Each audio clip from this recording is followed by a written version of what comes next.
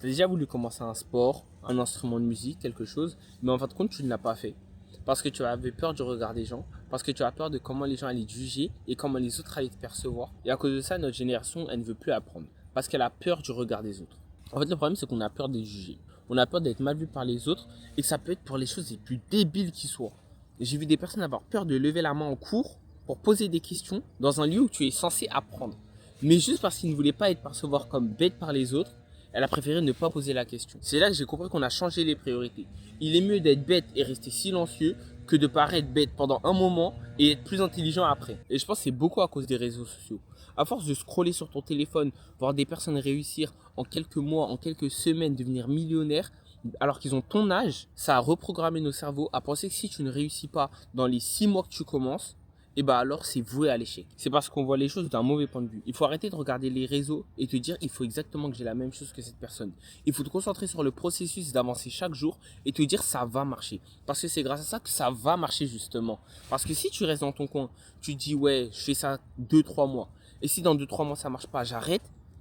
Tu vas passer dans cette phase de ta vie où tu vas juste commencer, essayer, échouer et arrêter. Et tu vas faire ça toute ta vie.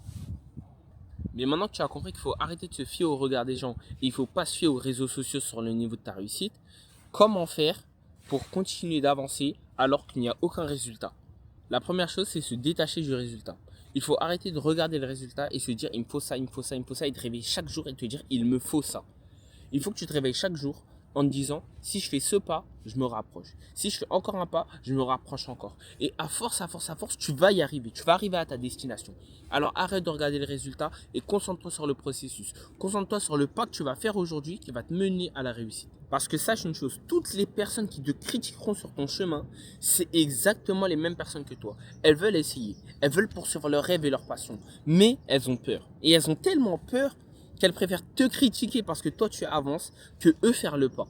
Alors il faut que tu acceptes d'être débutant, il faut que tu acceptes de devoir commencer au plus bas pour pouvoir monter graduellement, sans te comparer aux autres et sans te dire pourquoi cette personne elle en est là et moi je suis ici. Alors n'oublie pas que personne ne critique une personne qui ne fait rien parce que leur insécurité ne va pas parler sur une personne qui est au même niveau ou en dessous d'eux. Parce qu'au final la vraie défaite c'est de ne jamais essayer et de vivre avec des regrets.